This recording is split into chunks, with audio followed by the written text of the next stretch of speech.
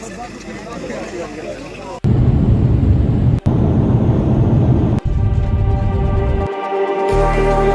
like the street lights lit this town, like a fire in a blaze, gotta burn it down. Here we are, folks. Can't be afraid to leave this out. We got this far, don't know how. I see danger in your eyes. They know we'll burn down the night. Coming just like the sunrise. You know that we're gonna light it up tonight. We're gonna light it up tonight. We're gonna light it up just like the sunrise. We're gonna light it up.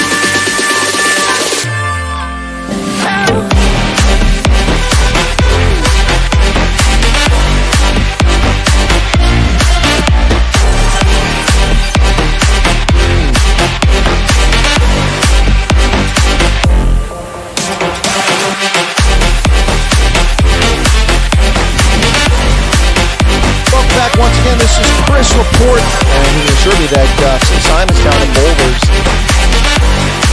Folks, this is Chris Wyatt reporting from South Africa.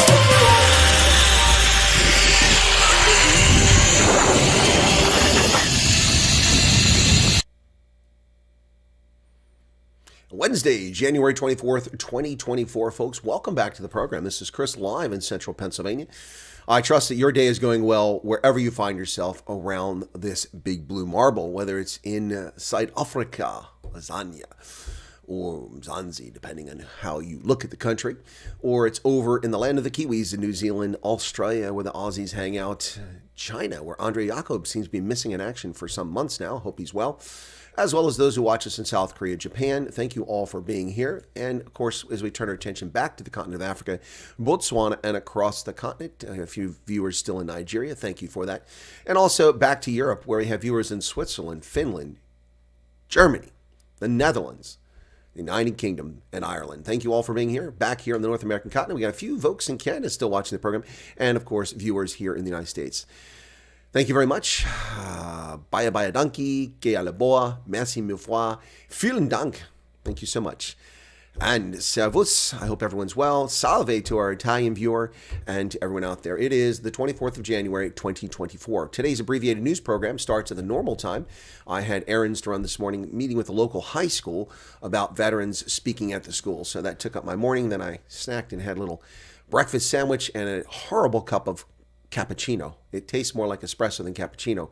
It reminded me of drinking a cappuccino in France. It was hideous. I won't mention where I had that cappuccino, but it was very disappointing. Alter Bridge says, forgot about when you rescued Giselle from a cave when you had a decent beard. What? Anyway, well, if you don't like this beard, wait till you see it gone in the coming days when it disappears.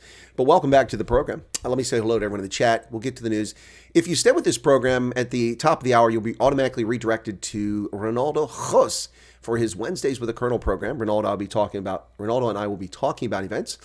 Let's see. Dylan Comrick is here as always. Ants, welcome back to you. Mike is here. Good morning, Mike.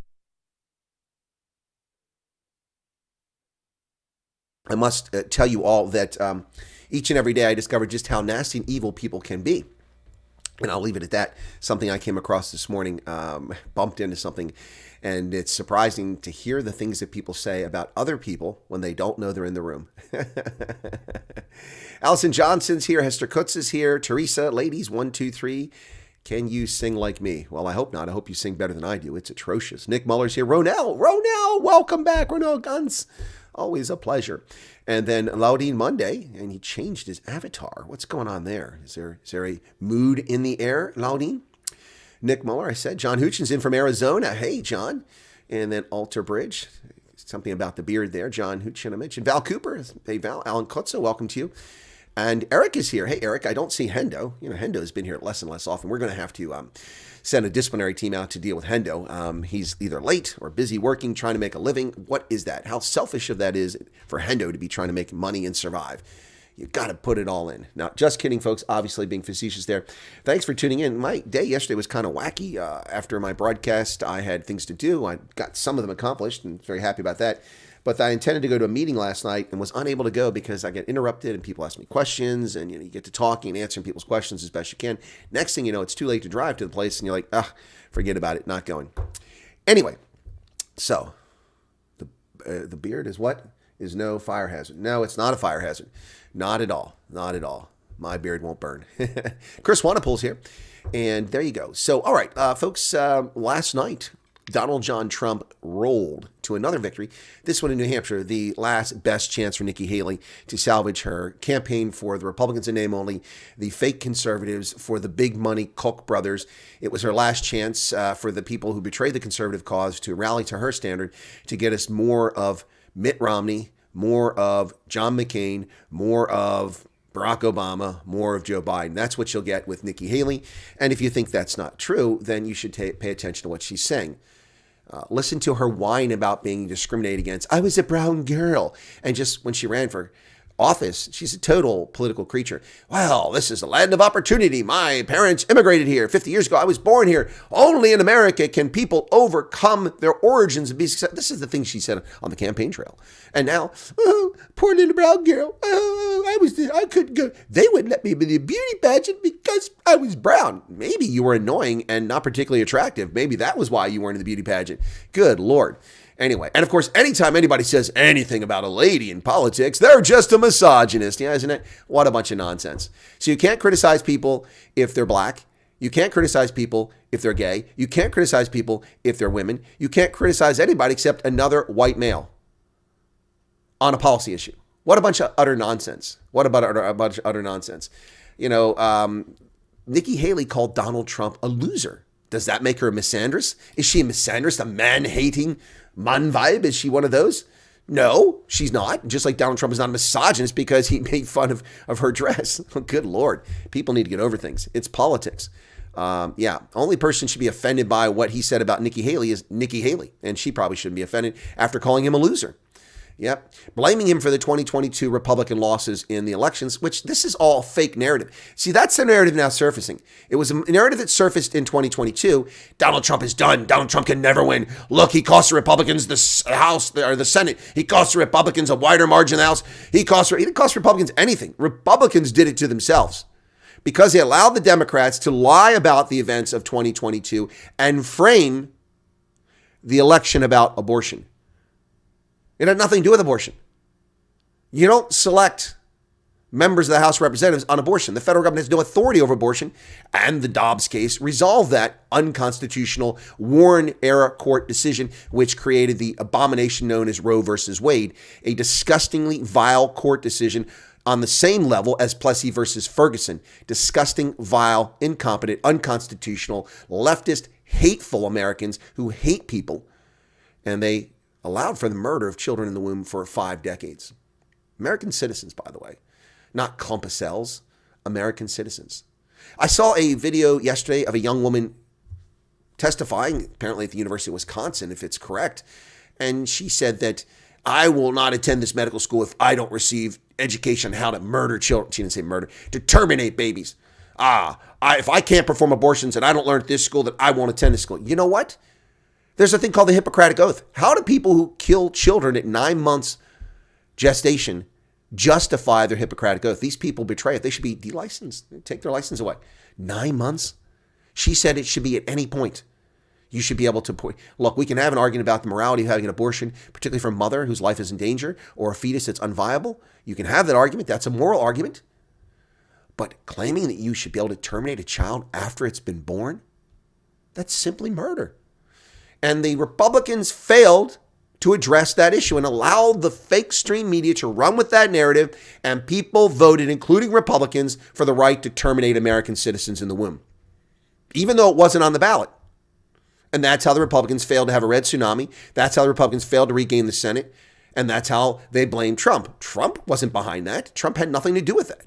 But that was a narrative in 2022. When that didn't stick back then, they started looking for a great hope. First, the media pimped and propped up DeSantis. Now, people are saying the reason DeSantis left the race is because of yada, yada, yada. The reason DeSantis left the race is because DeSantis' candidacy was falsely promoted by the legacy media for months on end to undermine and damage Donald Trump in the hope they can find someone else to lose to the Democrats which is what the media want. They pimped.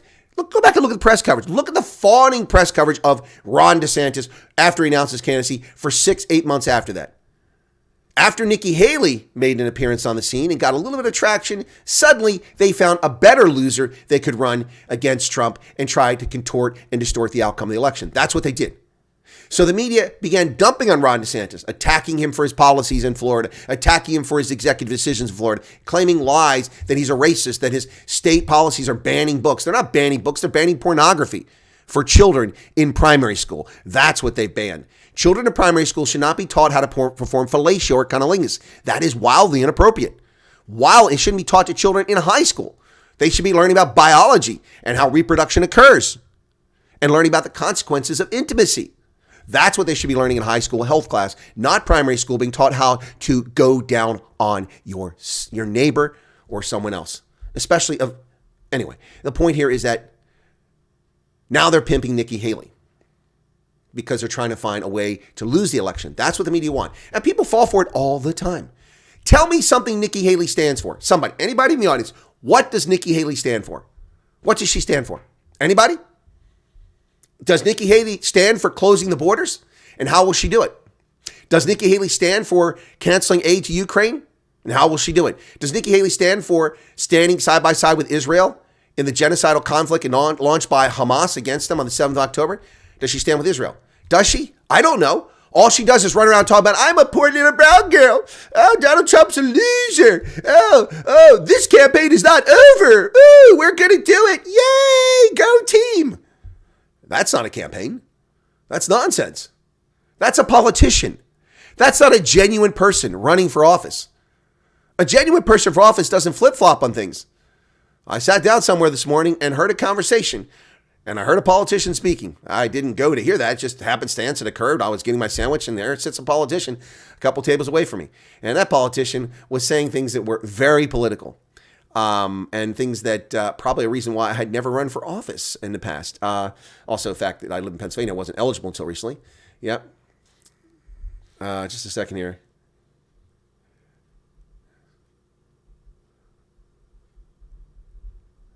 Sorry, got to answer a text here. It's kind of important. Typing with one hand and also needing my reading glasses is a challenge. There we go. All right,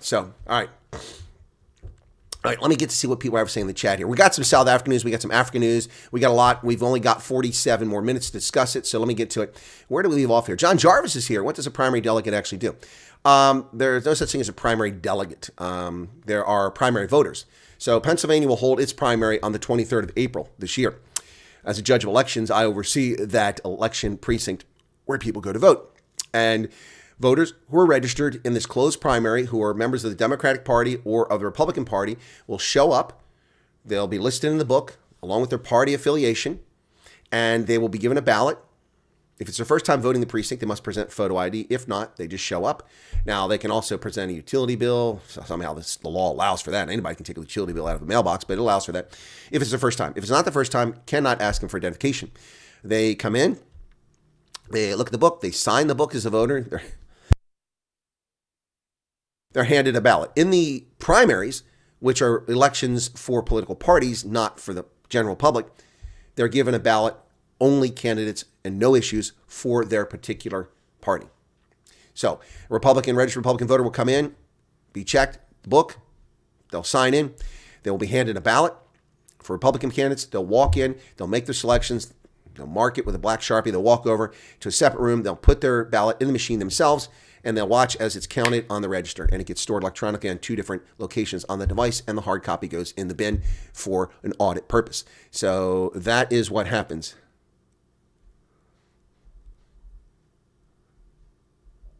Sorry.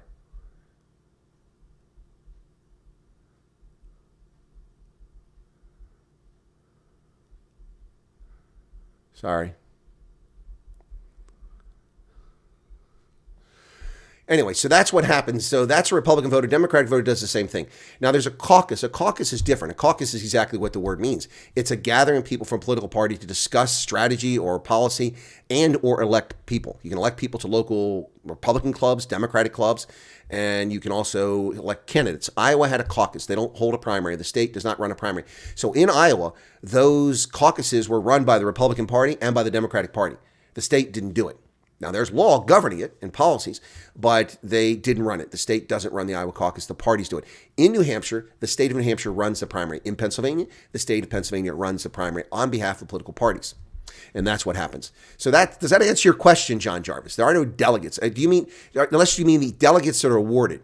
Now, there are people who are selected as delegates from each political party when you go to a primary or caucus, and the delegates are awarded. Some states are winner take all. So South Carolina, whoever gets one more than the other person in votes gets every delegate. Some states like New Hampshire and the Iowa caucus break it down based on how many people got votes. And so some are winner take all, some are mixed. It's up to the state.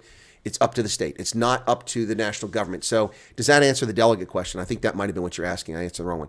When will you be VP or even president? These are very good talking points. I'd vote for you. Well, thank you, Alter Bridge. VP or president? Not anytime soon. Maybe another office. Okay.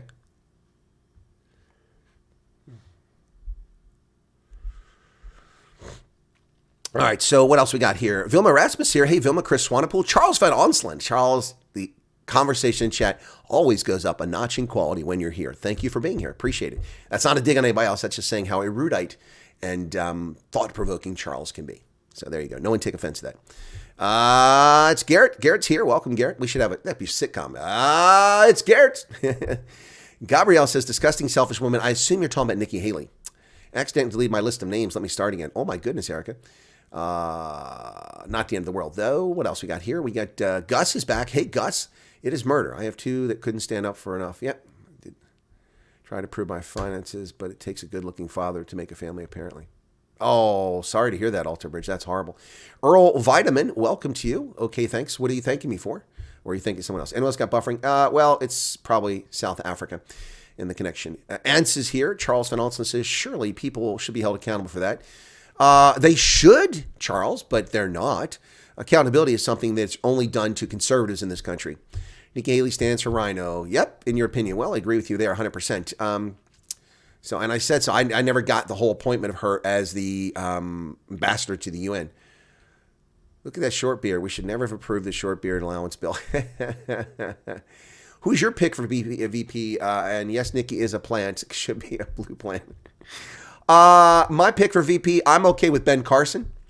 Vivek Ramaswamy would be a great choice. He would be a very good and active and energetic vice president, but I have a suspicion that that will not work out so well. Just a suspicion. But he definitely is a good pick in my view.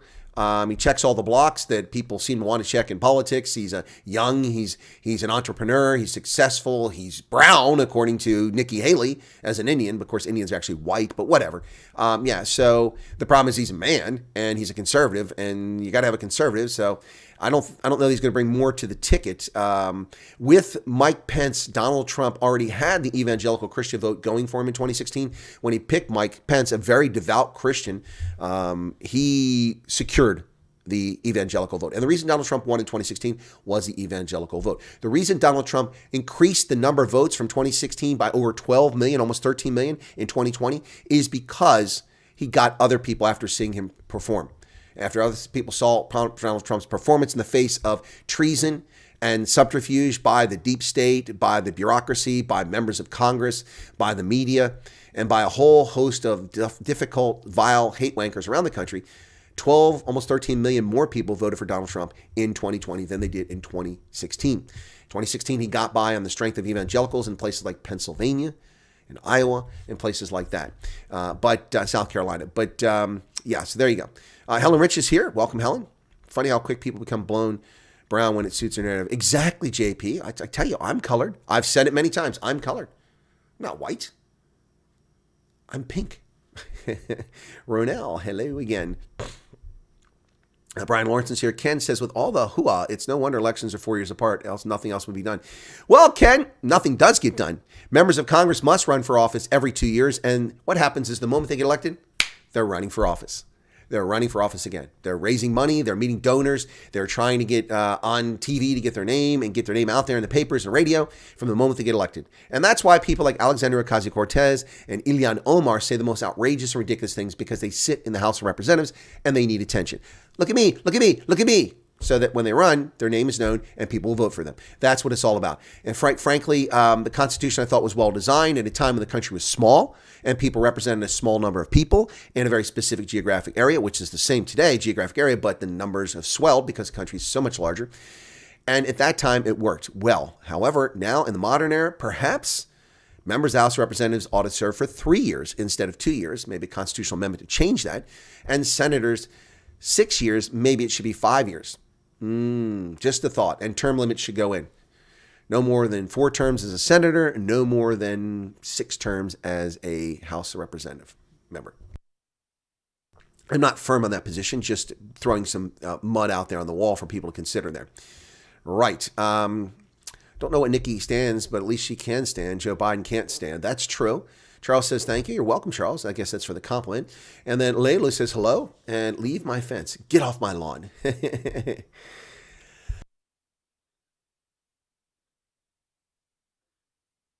Renell says, Vivek is too much like Trump. Yeah, that's why he doesn't bring much more to the ticket. So, and most people don't even recognize that he's brown. Carson is too old for VP, make great cabinet member. He was a cabinet member previously. I don't think he's too old for VP. Mike says, Charles, 4-year term, 2-year limits.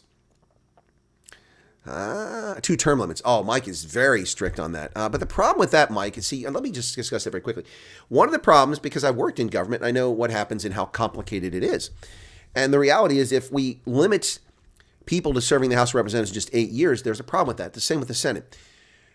It has committees which are necessary to advance legislation, to rescind legislation, to develop legislation, and also to deal with issues for the country and for the budget. An oversight of the bureaucracy, oversight of the government, all of that is necessary. Those committees have members of Congress in them, in the House and the Senate. The Armed Services Committee, the Budget and Finance Committee, and the list goes on and on and on. Homeland Security Committee. If you go into the House for just 8 years, 4-year term to 8 years, everybody's going to be out by 8 years. You'll have people that never developed experience, and the moment they finally master the parliamentary process and get good and effective and efficient at it, they're gone, and someone inexperienced comes in, and we make mistakes we shouldn't be making. The counter argument to that is that they become entrenched and they abuse their position and they hold back legislation. It's a fair argument, but having worked in the halls of Congress, including the building where the insurrection occurred, having worked in that building at the Congress on the Mall, I can tell you that it's incredibly complicated, and there's a reason why I allow for longer term limits than a lot of people, in my view, because you have to have institutional knowledge. Otherwise, the bureaucracy runs everything. And as it is, the Congress has obviated its responsibility, it's abrogated its job, and it's handed it down to the EPA, it's handed it down to Homeland Security. It allows agencies, federal agencies that have no authority of law, to execute policy which they write themselves without congressional oversight, which has the weight of law, and puts people in prison for violating water runoff off of their own property. I mean, the ridiculous case in Pennsylvania where a gentleman had a junkyard, or had a property there, and the property next to him was a junkyard, and the people wanted to sell it. They had left all these tires inside of a drainage ditch, which was an eyesore, and it was also pollution. He bought the property next to him. He cleaned the property up. He removed the tires from the swale where the water ran off. He was sued by the EPA for violating the Clean Water Act. The guy removed pollution and got sued. They tried to put him in jail for 5 years as a felon for violating an EPA regulation. This is a problem with this country. And if you have term limits that are very, very, very short and prescribed, you will have people in Congress that don't know how to fight that and don't take the responsibility and push back. So we can debate about it. It isn't working. We need to make some control. Well, I agree it's not working. That's why I'm suggesting term limits, but your term limits are much, much shorter than mine. I certainly hope that this is the tipping point for the U.S. back to normal. Well, so do I, Nick. Maybe another business entrepreneur, as politicians are such slime. Yeah, they can be. It blows my mind how much money gets spent, wasted on this rubbish. Well, I agree with you, Ken. Nikki Haley pissed $40 million down the drain in Iowa. $40 million for 17% of the vote. How many votes did she get in Iowa? 20,000? Wow. How much money did she spend for it? Every vote she got there. She just spent another report of $13 million in New Hampshire. So that's $53 million, and she hasn't even won a race. And there's a lot more to come. Yep. Did you read my email? No, El My Five Pence, I did not read the email you sent me. I have been running around doing lots of things, so my apologies for that. Okay, cool beans. I'll try to get to it, but I can't promise. I got a radio show tonight. I've got a meeting at 5 o'clock with some people locally, and I've got other things going on. Yep. All right, I got brown hair. Does that count as colored? No, it doesn't, Charles. R1 is here. Okay, let's get to some of the news stories, folks. Unless you want to keep talking on this topic, happy to talk about this. That wasn't my intent today. But among the stories today is that the folks who are the heirs to Chris Hani or family or whatever they are responsible for his gravesite, they have banned the Mkonto Sizwe party from visiting Chris Hani's gravesite. I don't know why somebody wants to go venerate a communist, a dyed-in-wool communist. Chris Hani, who was a vile person, became venerated as a hero because he was executed. He was murdered after the end of apartheid. So it's unfortunate he didn't get to live the rest of his life because we could have exposed him for the communist, hateful person that he actually was. SAPS made a fool of Farmers March in Groblersdal today. SAPS changed the authority at the last moment after farmers having obtained all the authority. I'm just throwing it in here. I didn't see that, Leilu. That's intentional. That is a deep state effort to frustrate the Constitution and law-abiding citizens and then turn them into criminals. It happens all the time. It happens all the time. If I put a feather in my hair, now I'm an Indian. Yes, it works, Charles. Put a feather in your hair and now you're an Indian. Believe in Satanism. It is a mental illness. Yes, it is. Yeah, so I didn't hear that. So what did Mike say that's good to hear? Isn't working. That's not good to hear, but need change. Maybe that's what people are saying. On to the news, ladies and gentlemen. Today, the 24th of January, 2027. Abbreviated number of news stories because we have to break at the top of the hour for Ronaldo's program. All right, here we go. Here are the news programs for today, or news stories for today.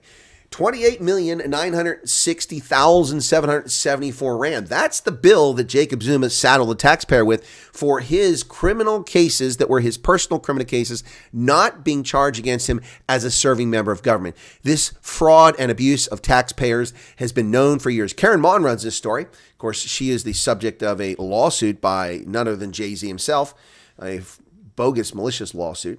Jacob Zuma delayed the hearing of the case against him with a series of unsuccessful attacks on his prosecutors. In 2021, the Supreme Court of Appeal confirmed that Zuma was not entitled to continue state funding for his defense costs. He wasn't even in government. Why would the state be paying for that? The state attorney has launched legal action to recover that money from him. Well, just like the ANC, I'm sure the money will find somewhere, probably from Beijing or maybe from Tehran, just as months before the court-ordered claim against the former president would have been prescribed. The amount now sought is $10 million more than when Ramaphosa initially claimed that what had been spent on Zuma's legal costs in the arms deal-related corruption, tax evasion, and racketeering trial. Ladies and gentlemen, why was Jacob Zuma having the state pay for arms deal prosecution when he committed the crimes, if he committed them, which is pretty obvious based on what Judge Hilary Squire said in the Sheikh Shabir case? He basically said Zuma's guilty. We have evidence he's guilty. He just hasn't been charged. And he's never been tried successfully for this crime. Why was Jacob Zuma, who committed those crimes, not as president, not as deputy president, but sitting back there back in the day in the 1990s? Why is the government paying for that? Why? Well, because these people are criminals. The total amount, which was stated in a letter of demand, was based on the record of payments that could be traced at that stage. And after diligent search and verification of the record of payments conducted during the preparation of this application, it appeared that further monies were expended on Mr. Zuma's behalf, totaling another 10,700,000 rand. The state attorney's long-awaited litigation follows rulings by the Gauteng High Court and the Supreme Court of Appeal, which both found Zuma was not entitled to the luxurious and untrampled funding of his corruption trial defense the presidency had been providing him since 2005 when he was first charged, following the conviction of his former advisor, Sheikh Shabir. Wow. So, Jay-Z owes the taxpayers $30 million. How about the money for Nkanla? What about that? I wouldn't be surprised if these taxpayers are still paying for Jay-Z's Mkonto Sizwe party without our knowledge. Well, Chris Hani's gravesite is the site of controversy with Jacob Zuma and his MK party. Yep. Limpo Hani bars Zuma's MK party from struggle stalwart's gravesite. There he is, the communist himself, Chris Hani, who was murdered outside his Boksburg home in 1993. Limpo Hani, the widow of slain struggle stalwart Chris Hani, says she is appalled by Jacob Zuma's new MK party's attempts to associate itself with her husband and has vowed to protect his rich legacy from a party she said harbors rogues and criminals. Are you talking about the ANC, Limpo? Zuma and his troop of disgruntled former ANC members have been crisscrossing the country trying to woo voters ahead of the elections. However, MK's attempt to tap into the legacy of the party's governing stalwarts or influential figures has met with rejection. Comes just a week after their attempt to visit the late Collins Chabane's gravesite. Well, quite frankly, ladies and gentlemen, I think that people who go to the grave sites of dead political figures to inspire people to vote for them have got something wrong. I'll tell you this much. I don't plan on visiting the gravesite of Abraham Lincoln if I run for office. Yep. Or that of John F. Kennedy. Just not in my plans. And I especially would never go to the gravesite of an avowed communist. Wow. South Africa versus Israel. The United States comes out with guns blazing. Jackass Joe's administration is on the table. Now, South Africa versus Israel. 210 members of the House of Representatives have come out and say that their government must fight the false and dangerous allegations. Wow. The U.S. should not only oppose South Africa's asinine case against Israel at the International Court of Justice, it should also encourage its allied nations to speak up about it in international meetings, a large group of legislators have urged. South Africa's accusation of genocide against Israel exposes how far Israel's enemies will go in their attempts to demonize the Jewish state, wrote the folks in an open letter to U.S. Secretary Winkin, Blinken, and Nod. While barely acknowledging the Hamas terrorists who gleefully massacred, mutilated, raped, and kidnapped innocent civilians on October 7th, South Africa makes grossly unfounded and defamatory charges against Israel on the world stage, abusing the judicial process in order to delegitimize the democratic state of Israel. The group of legislators represents a near majority in the House of Representatives and is drawn from across the political spectrum in a highly polarized environment. It reflects the high level of support for Israel that has pervaded American politics for decades. That is a fact. And let me tell you this right now. The ANC shall never be forgotten, never be forgiven for giving succor and refuge to people who sliced the breast off of women, gang raped them, and then shot them in the back of the head, murdered babies, threw hand grenades into bomb shelters, and kidnapped innocent civilians in a bloodletting orgy that took place on October 7th. The ANC supports this sort of behavior, never condemning Hamas for their attack, never taking Hamas to the International Court of Justice, because they are a state, the Palestine Authority, in Gaza. Never, ever. The ANC has shamed its reputation, its legacy. If there was any honor left in the ANC, it is gone with this vile, anti-Semitic, Jew-hating case that is taken to the International Court of Justice on behalf of God knows who. Probably Tehran. Who knows? Maybe Beijing, maybe Moscow, but certainly not at their own behest. Unbelievable. They shall never be forgiven. They shall be condemned from the rooftops. People shall sing praises of hatred that they sing and point out this is from the ANC. Unbelievable. Unbelievable, the ANC. Chevron case before Supreme Court could end the administrative state. That's correct, Gus. That's right. But this cowardly Supreme Court, as we saw the other day, with John Trader Roberts once again betraying the American people and the Constitution, just like he did on the so-called mandate for the Unaffordable Care Act. John Roberts, the worst decision George Bush ever made. And that's saying something. George Bush made a lot of bad decisions, but that's the worst decision he ever made, elevating John Roberts to be putting him on the court and elevating him instantaneously the Chief Justice. Unbelievable.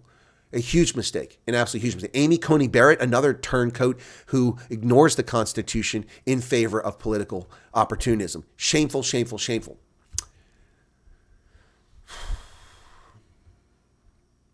You see the pipeline, YDs and YRs, then law school, then local office, then state rep, then federal office, many without any private or business experience, rightly influencing French. Exactly. I actually heard a politician say, talking to somebody that's potentially running for office, saying that, well, you're going to be running against people who have accomplished nothing in their lives. Now, I know for a fact that that is incorrect because I know the candidates that are running in this race, and that's simply a dishonest statement. One made by a politician who doesn't know what they're talking about. They're just assuming. They're just assuming. It was an eye-opening experience for me sitting in a coffee shop today, listening to that conversation. I wasn't listening to it. There were people around me talking, but there were lulls in the conversation, and I heard parts of it, not listening. I wasn't like, ooh, and I didn't go there to hear it. I went there to get a cup of coffee and a sandwich and sat down. These other people sat down across from me, and I heard a politician say, yeah, don't worry. You're going to be in a race against people who have never accomplished a single thing in their lives. I know who's running. I know for a fact that's factually incorrect. Wow. Unbelievable. South Africa is an Iranian proxy. Yep. Absolutely spot on, Chris. A heavy price to pay for the ANC. Yes. And we shall never let them forget it. We'll associate the ANC with the blood-curdling rage of Hamas on October 7th forever. Now, Magoo's bar, people have forgotten about that. The deaths that MK caused in South Africa when they claim they were just going after an infrastructure will never be forgotten. The necklacing that the ANC committed in KZN will never be forgotten. But a lot of people have forgotten it. We shall never let them forget their veneration, their chuckling, their succor, their refuge to Hamas after October 7th. You might be able to excuse it before that. Can't, but you might. There's no way. And then to see News 24 run a fact check claiming that Franz Cronje was incorrect, and then using a statement from the DERCO department, the foreign ministry, which he claimed they condemned Hamas. There's no condemnation in there. Unbelievable. This is how corrupt the media are. Along the lines of visiting graves for votes, for no American politician should bother to kiss the Wailing Wall. It's a bizarre ritual and unnecessary. I've never kissed the Wailing Wall. I've visited the Wailing Wall. I've put my hand upon it. It's a seminal experience. It's a historic experience. I've been there in Jerusalem. I didn't go there for politics. I was a lieutenant in the army when I lived in Israel. And I went there and I touched the wall. It was a very moving experience with the folks there. Yeah. There's just only men go one side, women go the other, if I recall correctly. Honestly, blame the previous white generation allowed them in. Blaming the ANC is like blaming women for feminism. Well, women should be blamed for feminism. Absolutely. For the excesses of feminism. So should men. Sorry, I'm a bit upset. Going to leave a while. My youngest son was in. Oh, my goodness. Vilma, I'm so sorry to hear that. I hope he's okay. It sounds like they just got his phone. Sandlam Center in Amazimtoti. Thank you for that, Charles. That's right. That's in your neighborhood. Yep. Yeah, sorry about that, Vilma. Oh, that's terrible. Yeah, please see to your son. See, folks, I mean, I have spent my entire life living all over the world. And other than a few incidents that happened in Africa, I have never living in Germany, never living in Italy, never living in 30 plus states in the United States, ever met people whose home was broken into, who were robbed, whose car was carjacked from them, who were shot. Obviously it happens, but it's such a rare event in my life. Now in Africa, it's not so rare. I've seen it around me. I've seen robberies and stuff, but this is not normal. Not normal. Not normal. Yep. I touched the one I liked it, Katy Perry. Well, I think it was I kissed a girl and I liked it. Well, I could say that. I kissed a girl and I liked it. Yeah, absolutely. A mother given a 12-month jail sentence because she tried to keep the father from seeing his child. Well, there you go. Wow, is that misogynistic? I don't know. I think that's an actual good sentence here. A mother sentenced to 12 months imprisonment for contempt of court after denying the father of her child access and contact, despite 2 court orders compelling her to do so. Now, the father, this must be some wealthy people, the father is ordered to pay 15,000 Rand a month in maintenance, which is more than most South Africans make in a month, just to maintain that child. And she has denied and frustrated his attempts to see his child for 2 years. Wow.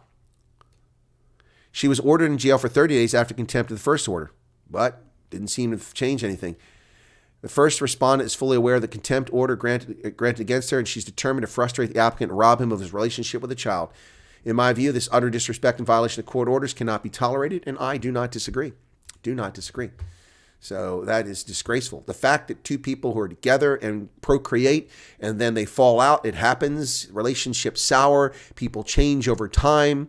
And things happen. So there's nothing wrong with relationships falling apart and with people getting divorced and moving on.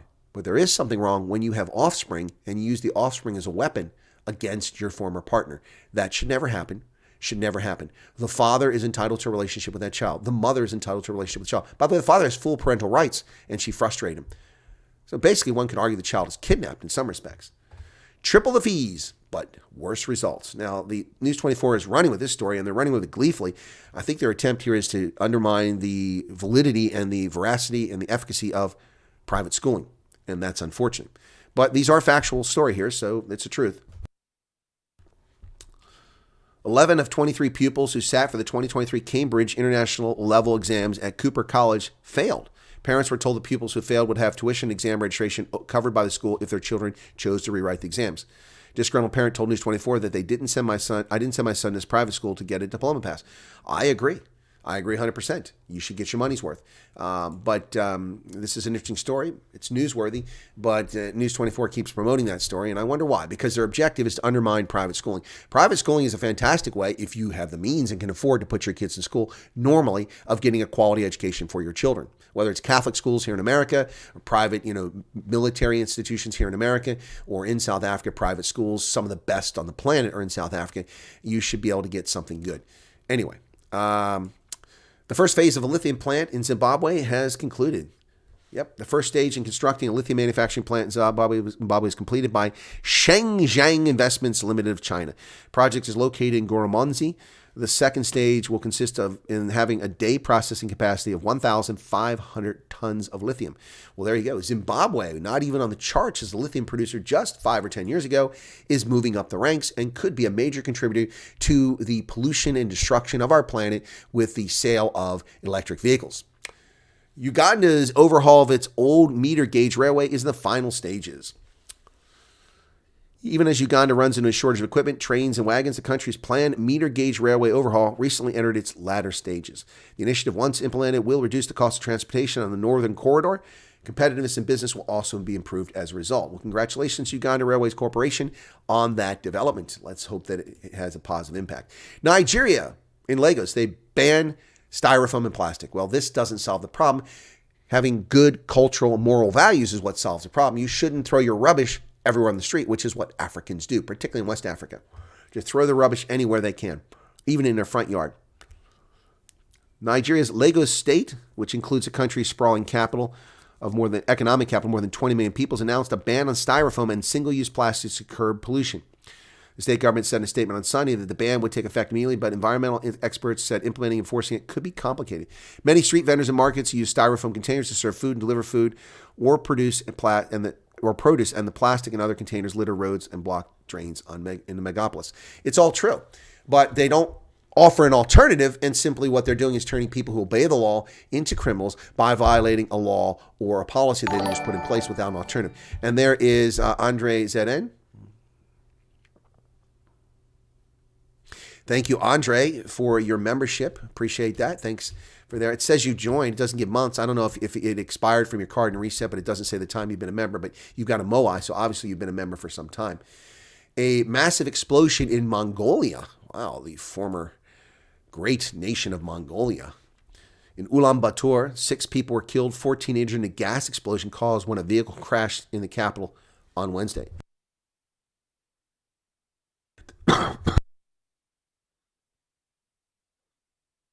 The truck was carrying 60 tons of liquefied natural gas, hit a car, and exploded in the early hours. Wow. According to preliminary results, 3 people died in the fire. Good Lord. That's pretty frightening, folks.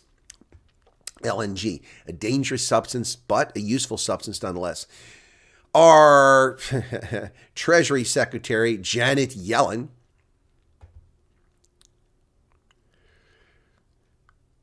sorry, I just saw that text message. U.S. Treasury Secretary Janet Yellen reassured Ukrainian Prime Minister Denis Shmyhal that the Biden regime is committed to securing $11.8 billion in budget support to Kiev as part of a supplemental U.S. funding request. And I will tell you this very moment, as an American taxpayer, as a patriot, and as a veteran of the armed forces, I do not support Janet Yellen, and I do not support Jackass Joe's administration giving the corruptor-in-chief, Volodymyr Zelensky, another $12 billion that he can spend wherever he wants. Andre Zeden has just given a 35 Rand super chat and says, Chris, my uncle was attacked, tortured, and set alight over the weekend. He was staying alone, had nothing worth stealing, living on a farm. Andre, my sincere best wishes to your uncle and our deep concern over the horrific genocidal action of attacking farmers on remote locations. I don't know if he was on a farm. Yeah, he was living on a farm, yeah. This is horrific. And no one cares about the lives of people in rural South Africa. Frankly, the government doesn't care about the lives about anybody except their corrupt cadres and their BE patronage network. I'm so sorry to hear that, Andre. Thoughts and prayers to your uncle. I hope that he wasn't badly burned and suffering. It's a horrible experience to be burned.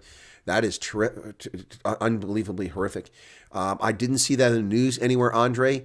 I assume that was in KZN. This is so sick. I have met so many South Africans who have lost loved ones including the Braun family. I've met the sister of the woman who was horrifically murdered along with her parents in the Northern Cape. Also been in touch, of course, Shanae Volkswinkel. Her brother was brutally murdered for no reason. The list goes on and on. It is horrific. It's South Africans are touched by this hideous violence every day. Members of their families, loved ones, people whom they know, neighbors, work colleagues. This is unbelievable. It's become so endemic in South Africa that people oftentimes just shrug their shoulders. Thank you for the super chat, Andre. It's very kind of you for the super chat. Thoughts and prayers to your uncle. Yeah, Radine, there is no reason to live in South Africa anymore. It is imploding as a nation. Really sorry. Oh, wow. Garrett's saying Antananarivo is a long drop. Antananarivo is in Madagascar. What are you talking about there? Seen nothing about it anywhere in the news. Neither have I. I've seen nothing, Charles. And of course, I don't specifically go looking for farm attacks, but I look for attacks on individuals in South Africa every day. And I only report a smattering of them, folks. I don't report most of them. It's just too much. My news will be all murders, rapes, and corruption if that's all I covered. So I try to cover other things. There's a reason I don't live in that anymore, says Radine. Yep. Sucks. My Zim friend's dad and boyfriend got ambushed at their gate and killed. What happened? There is no human decency altar bridge. Not in South Africa, not in America, by radical leftists who shoot 75-year-old black Trump supporters sitting on their step outside their home, minding their own business because he wore a Trump hat, because he was black. Shot by other blacks, of course. Yep. They renamed Kingsway after the bomber. Yes, they did. Yes, I know. Yeah, Erica, yep, I know. We talked about that when I was down there. Russia says that 74 military personnel died in a plane crash near the Ukrainian border. Wow. All 74 people, including dozens of Ukrainian servicemen on board a Russian military plane, were killed when it crashed. The Russian Defense Ministry blamed Ukraine for the downing of the Ilyushin 76 cargo plane in Russian airspace about 5 or 6 kilometers from the village of Yablonovo in the Korocha district. It said Kiev used anti-aircraft missile system to target the aircraft and called it an act of terrorism. The plane was destroyed by Ukrainian armed forces from the area of Lipsy. The radar equipment of the Russian Aerospace Force observed the launch of 2 Ukrainian missiles.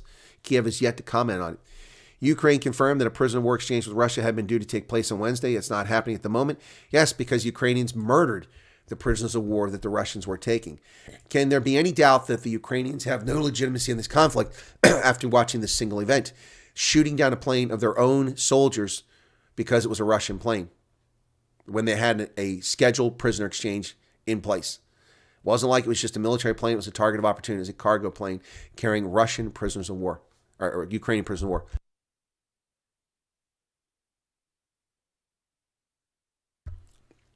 It is difficult to report on 82 murders a day and those that are never found. Ben Polketer says, really considering leaving South Africa for the States. Yep. Erica still has nightmares from a farm attack. They renamed Edwin Swales Drive in VC2. They even understand. Yeah, they don't. Turkey votes in favor of Swedish admission to the North Atlantic Treaty Organization, NATO. Turkey votes in favor after months of delays. After 20 months of demands, obstruction, and delay, the Turkish parliament voted Tuesday night to favor Sweden joining NATO, clearing one of the final hurdles in the major expansion of the military alliance set in motion by Russia's invasion of Ukraine. Turkish president for life, the Islama promoter, Erdogan, still needs to sign the document for it to go forward. So it's up to Erdogan now. Turkish parliament has approved it. Meanwhile, Orban in Hungary was supposedly the one holdout. Well, Hungarian support is now there.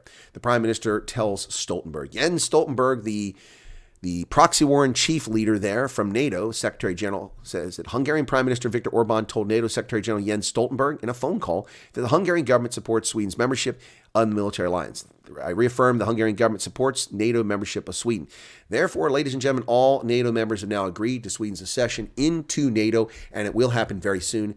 The expansion of NATO now includes virtually all of Europe. Virtually all of Europe. Only a few countries are not part of NATO. It's a collective security arrangement, and despite that, the European Union wants to create its own army. What a joke for an economic union. Racing 92 will dump 12 quality players in order to keep Owen Farrell and Sia Khaleesi. Wow, talk about budget constraints and salary caps. Racing 92 are planning a squad overhaul ahead of Owen Farrell's arrival to comply with the top 14 salary cap. The top 14 Giants announced the signing of England and Saracen star on Monday, but his arrival will be coupled with a host of departures. The Parisian club has already a number of big-name players on their books, including Sia Khaleesi, Gail Ficou, Cameron Wokey, and Joshua Tuisova, as well as the rising star Henry Arundel. With French internationals Demba Bamba, Romain Tafanua also signing, this has led many to wonder how they'll be able to adhere to the salary cap, which is at 10 million euros for the season. According to a report by the French publication Midi Olympique, at least 12 players will be departing at the end of the season. Wow, crazy. The report clarified that 500,000 euros rumors are racing paid to Saracens to buy Farrell out in his final season. Wow. So, man, Racing 92 will look completely different after the arrival of Owen Farrell. See, Khaleesi, we'll see how it goes. Once again, ladies and gentlemen, now with about 95% of the votes in, Donald Trump, 46, 56, 66, 76. Whoa. Almost 40,000 vote difference here. Donald Trump in New Hampshire, where he thumps Nikki Haley with a 54 to 43%. Remember, folks, that this election, more votes coming in at this moment. Yep, 172,000 versus 137,000, so 35,000 vote difference. Donald Trump gets 12 delegates, and 9 go to Nikki Haley, committed and now tied to those candidates. But here's the thing. This election was polluted by independents and Democrats changing their vote to vote. Of those who are registered Republicans, and been Republicans all along, 7 of 10 New Hampshire Republicans voted for Trump, 70%. Yet the media is trying to paint this that Trump is in trouble. This is in trouble. Oh, look at this. It's nonsense. It's just nonsense. There is one thing that's true. Obviously, independents polluted it, but that was some independents, not all. So taking a look at the race overall, here's where it currently stands in the tracker. Donald Trump, 32 delegates in the race to 1,215. Nikki Haley now with 17. Ron DeSantis, who dropped out of the race, has 9. And Vivek Ramaswamy with 3 from the Iowa caucus. And that's where we sit on the Republican side. Well, this is not over, says Texas, after the Supreme Court betrayed the United States and its oath to defend the nation. Texas says after Supreme Court lets Biden regime remove razor wire at the U.S.-Mexico border to allow the federal agents to facilitate the criminal invasion of America. Wow. Razor wire is still up along a contested section of the border after the Supreme Court voted to let the federal Border Patrol agents remove the barrier installed there as part of Texas security initiative while the state's legal challenge to the wire cutting plays out. A CNN team at Eagle Pass, recently the epicenter of the migrant crisis, and near where 3 migrants drowned this month, spotted the razor wire Tuesday. The High Court ruled on Monday to undermine American security in a victory for Jackass Joe's administration in the ongoing dispute with Texas over whether Border Patrol has the legal authority to cut concertina wire installed by Texas on the banks of Rio Grande. They do not on state property. Genocide Joe, as protesters upset Jackass Joe's victory speech over New Hampshire. A write-in campaign secured the top votes for Jackass Joe. President Joe Biden was rudely interrupted by pro-Hamas protesters who shouted him down and his administration and policies over Gaza, repeatedly speaking out during his angry abortion rights diatribe on Tuesday. The key to the geriatric leader's re-election hopes lies in being able to rile up enough women voters over the Supreme Court's overturning of Roe v. Wade to offset the lack of enthusiasm among other voters, especially blacks, who are fleeing the Democratic Party in droves. He's alienated so many people that he's now got people showing up screaming at his events. And another update, a few more thousand votes came in here in the New York Times, once again, now up to 172,461. And that's 54.4% of the Republican primary. If you take away probably about 40,000 votes there that aren't even Republicans, that gives Trump a much bigger victory. But whatever the case is, Trump rolls to victory in New Hampshire. Well, Jessica Tarloff, our least favorite annoying leftist hate wanker, who appears on the 5 program on the corrupt Fox News network, she is once again running her mouth about nothing. So Fox's Tarloff hits Trump for demeaning female Haley in victory speech. Uncontrollable narcissism and rage. Oh, my goodness. My goodness. I find in life you can't let people get away with bullshit, Trump told his supporters Tuesday. And when I watched her in that fancy dress that probably wasn't so fancy come up, I said, what's she doing? We won. His fashion commentary set Jessica Tarloff, who made her comments after Fox News host Martha McCallum asked her about the race. In the 2015 campaign, it was all about bringing out new voters, electrifying the base, which is stuck by Trump throughout all this, McCallum said during a panel discussion. But I wonder if they're going to pivot this time to try to get some of those voters that are voting for Nikki that some of them have voted for Ron DeSantis, who maybe is more in his lane. But the Nikki Haley voter, are they going to try to get them, do you think? Yeah, anyway. The leftist center host said it would be smart if Trump would listen to advice like that of his former press secretary, Kayleigh McEnany. And it's appealing to the base who say, we love it. He's a counterpuncher, but now you've lost a general election. You've presided over the lost Republican Senate, Republican House. Abortion has been on the ballot 7 times. Democrats swept it in all that, and he has not moderated at all. And frankly, I don't think it's in him to be able to do more than 20 minutes. Well, it's not Trump. It's the Republican Party. They're the ones that ignored it. It's the Republican Party who failed to support Don Bolduc in New Hampshire. It's the Republican Party who failed to support, what's his name out there in Nevada. It's the Republican Party who failed to support the candidates all over the country. The only people that they supported were in Ohio and Arizona. They allowed Herschel Walker to lose in Georgia to a wife beater. That was the Republican Party. No support for Herschel Walker. Trump gave him support, but the Republican Party did nothing. The Republican Party did nothing for Don Bolduc. That's 2 Senate seats that should have won. The Senate seat in Arizona was lost because the Republican Party itself didn't do anything Trump supported. The Republican seat, Adam, what's his name out there in Nevada, on the knife's edge, should have won that seat. 3 seats right there. That's a swing of 6 seats in the Senate, and the Republicans have total control of the Senate and the House. That's not Donald Trump's fault. That's the Republican Party and Mitch McConnell's fault. Brown, Yale, and Columbia are going to pay $62 million over a lawsuit that favor wealthy applicants. Wow. Plaintiff claims schools conspired to restrict aid by violating a pledge not to consider students' finances in admissions decisions. Brown, Yale, and Columbia universities have agreed to pay a combined $62 million to resolve a lawsuit that accused them and others of favoring wealthy applicants, pushing total settlements in the case to $118 million. Lawyers for a proposed class of hundreds of thousands of current and former U.S. college students disclosed the latest settlements, which also includes Emory and Duke. Wow, they denied wrongdoing, but the bottom line is they're paying it because they used this. The University of Chicago and Vanderbilt had already reached settlements in a 2022 case, which alleged massive tuition overcharges in violation of U.S. antitrust law. Now, these universities are all in a money-making scam against students and against the best interests of this country. Here's a couple really interesting cartoons. One in particular. Joe Biden lied once again. No one died this time, but Joe Biden lied. He claims that he's known about the border crisis for 10 years, and this is a great cartoon after he lied. I've said for 10 years that the border isn't secure. Really? Your Haitian lesbian has been telling us that it is secure and that you're doing everything to secure the border. And from this height, I can easily see back that far. This is a chart with illegal crossings spiking under Jackass Joe's administration. For 10 years, I said the border isn't secure. Really? Really, Joe? That's a lie. That's a lie, just like all your other lies.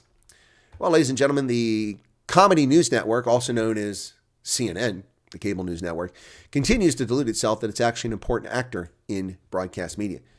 CNN bills itself as the most trusted name in news, and while it may be debatable, the network is certainly not the most watched. Citing the latest figures from Nielsen, the ratings agency, the New York Post reported that CNN's total viewership in prime time last week was topped by the History Channel, the Hallmark Channel, INSP, which is for inspiration. That's a channel that was started in South Carolina by the shamed former televangelists Jim and Tammy Faye Baker. They started Inspiration, INSP. INSP plays 1930s, 40s, and 50s Western shows. INSP plays TV, Western shows, and films, and it's distributed to more than 80 million households and 2,800 cable systems, as well as on the Dish Network. CNN averaged just 538,000 nightly viewers from 8 to 11 p.m. primetime from January 15th to January 21st, according to Nielsen. Wow. That included coverage of the caucus in Iowa. The figures well behind Fox and MSNBC. Wow. That's unbelievable. Unbelievable. CNN is dead man walking. That's the bottom line. All right, folks, that's it. We're going to wrap it up here. Thanks for being here. You'll be directed all over to Wednesdays with Ronaldo. I'll see you over there in a couple minutes. I'm going to make sure Ronaldo's up and ready. Ready? Let me see if he's ready. Send him a note here. But thank you. That was the last news story I was going to cover today. It's awesome to see a large audience here. Chris, I'm afraid they are two sides of the same coin, just politicians. Who we talking about? Turned around. It was like, you can't win. There's too many of us. I was like, oh, crap, and ran. The next night, I had a super fighting power, and I smashed them. I missed what that story was about.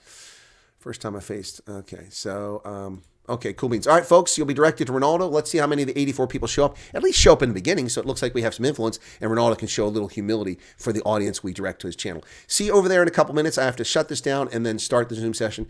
Thank you so much for your patronage. I'll see you tomorrow right here on Chris Wyatt Reports. God bless and be safe wherever you find yourself. Thoughts and prayers to Andre's uncle. My goodness. One of our WhatsApp groups called Farm Murders, and there are similar murders at least once a month. Same modus. Nothing stolen. No force. Money is on the police. Yeah, exactly. The police are probably involved, sadly. Best wishes to your uncle. Tragic news to hear that, Andre.